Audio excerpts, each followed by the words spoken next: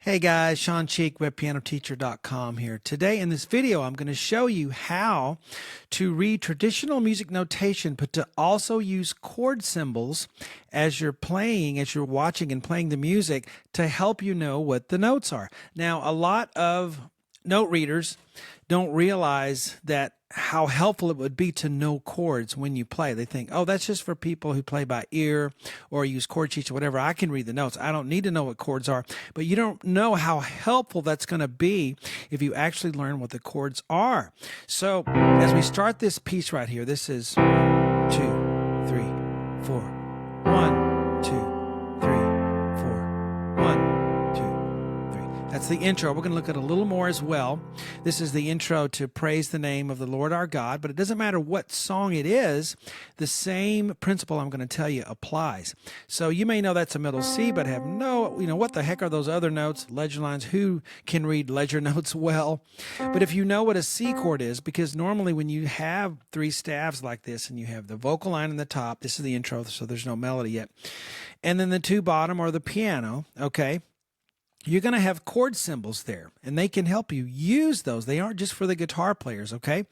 So if you know a C chord has C, E, G, and if you didn't know that, you know now, every form of any C chord, you should really listen to this. If it's a C chord, whether it's C sharp, C flat, C diminished, C augmented, C major, C minor, whatever, C flat add 9, any C chord is going to have the letters C, E, G. You may have flats or sharps on them, various different ways or different inversions, but the ingredients of that chord is always going to be C, E, G. All right? So if that's a C, then there's only one choice here for the other two, E and G. C, E, G. See how that helps? What's the bass note going to be? All right? I always tell people reading chord symbols, it tells you two things. That letter tells you what chord to play in your right hand, and it tells you what note to play in your left hand. A lot of times it's what octave. So C, if you don't know what that note is, a very good guess would be a C. In fact, it has to be because it's a C chord. 2, 3, 4, okay?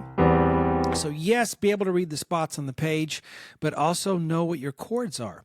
Now we go to something like here and you go, well, this is why I don't read chords, because what the heck is C Maj 7 E?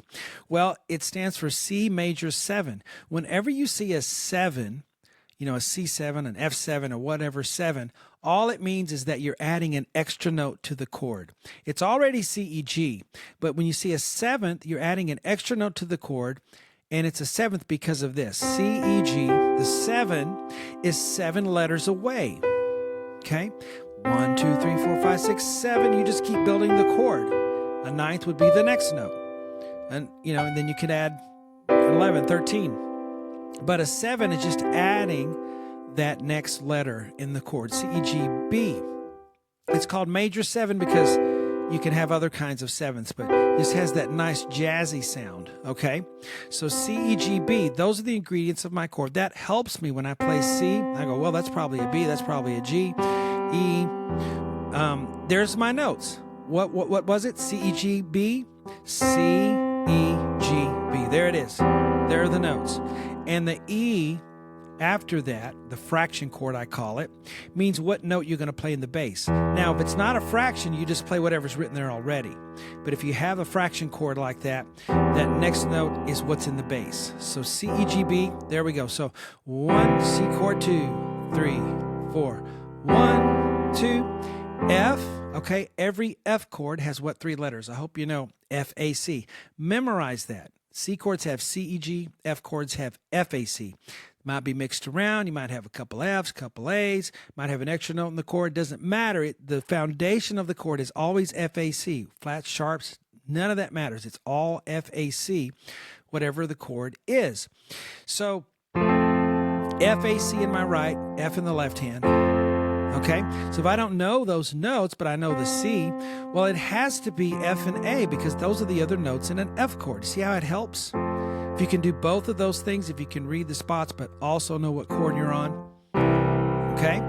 Then we go back to the C chord that we started on. All right, so 1, 2, C chord, C major 7, and then F, A, C, C, E, G. And guys, there's only 7 of them. There's only 7.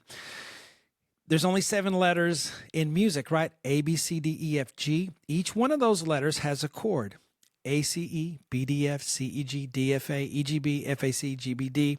Then you're back to A again. If you memorize those 7, you got it. You got it. That'll take you a long way if you memorize those letter patterns, okay? So now we go to the second line of music, and we have the vocal line comes in, right? See, the vocal's always written up here.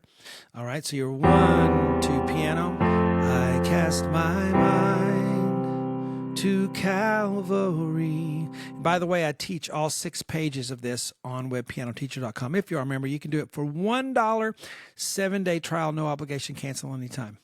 Check it out. All right, I cast my mind, C chord, to Calvary. And then I just keep holding that. That's tied. But look what the chords are. C major 7. We already learned that. Hopefully, anytime now you have C major 7 over E, you know what to do. There's my F chord. And then I go back to C. And then the next lyric is, where Jesus bled and died for me, I see his wounds, his hands, his, and that's the end of the first page. But we have here G add 4. What does that mean? Well, a G chord has GBD. Every G chord has GBD, so I know it's going to start with that. Add 4 means you add 4 away from the G. So the 4, the number, the 7, 4, 9, whatever, is always counted from the name of the chord. So if you have G as our number 1, 2, 3, 4, G, A, B, C. You go up 4 letters, counting the first one, G, A, B, C. I'm adding a C to my G chord. Now, there's no D in there, but there could be. Sometimes notes are left out of the chord, and you go, oh, well, how am I ever supposed to do it if the notes are left out? But D, G, B would be the G chord, and C would be the add 4 part. It's a dissonant chord. Just gives it a nice sound. And died for me. Now, that's an A minor. What 3 letters does an A chord have in it? It doesn't matter if it's minor, major, whatever. What are the 3 letters? A, C, E. Okay, ace. So knowing that, and A is already naturally minor in the key of C. You don't have to make it minor. It already is in the key of C. It's called diatonic. I know that middle C's on the top. What are the other 2 notes? Well, they have to be A and E because I got to do the chord. It's A minor. I know that note. Well, let's say I don't know the bass clef very well. It's got to be an A because it's A minor. I see his wounds. There's our F chord again, F, A, C, F on the left hand. Okay, all my praise and worship people out there, love you guys. I have a praise and worship course on the site right now. I use Michael W. Smith songs, all the great Michael W. Smith, Chris Tomlin, and I do some other great artists as well. It's a course that's designed to take you through using fun songs, fun praise and worship songs, show you how to play praise and worship style, how to do the rhythms, how to know what the chords are, how to make the changes from one chord to the next. It's a step-by-step thing on the website right now. Hope you guys enjoyed this lesson. Talk to you later.